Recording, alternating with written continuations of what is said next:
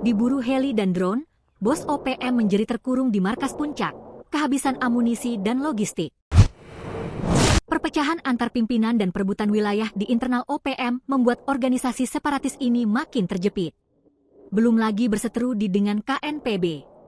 Setidaknya ada 4 kasus kematian pimpinan dan anggota OPM diduga karena konflik internal, seperti kasus kematian Brigjen Wian Kemong dan Brigjen Jotemus Dekme di Timika.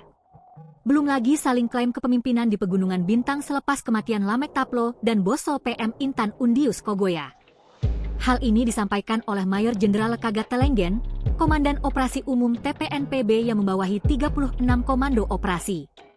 Ia meminta diplomat Papua Merdeka untuk bersatu, yakni tokoh OPM Benny Wenda, Jeffrey Pagawak, Sebi Sambom dan seluruh diplomat Papua Merdeka di seluruh dunia.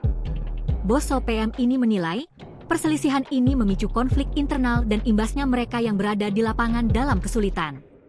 Kami kehabisan amunisi, minta lobi senjata dan kirim kepada pasukan TPNPB di 36 komando daerah pertahanan di seluruh tanah Papua untuk melawan ratusan ribu aparat militer Indonesia yang dikirim oleh Prabowo Subianto, kata Lekagat Telenggen dikutip Kamis.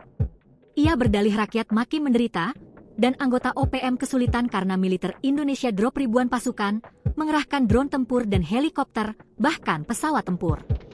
Jenderal yang bermarkas di Puncak Papua itu mengatakan, situasi tanah Papua tidak baik-baik saja akibat serangan militer Indonesia di pemukiman warga sipil dan banyak korban jiwa.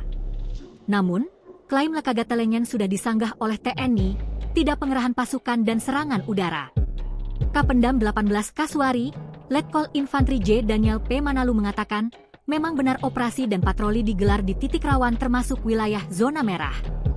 Operasi ini merupakan bagian dari upaya TNI untuk menjaga keamanan dan stabilitas di wilayah Papua Barat, ujar Letkol Manalu. Secara terpisah, pengamanan di seluruh wilayah Papua terutama perbatasan diperketat. Kapolri Jenderal Listio Sigit pun sudah menginstruksi jajaran dan terutama Brimob untuk melakukan pengamanan.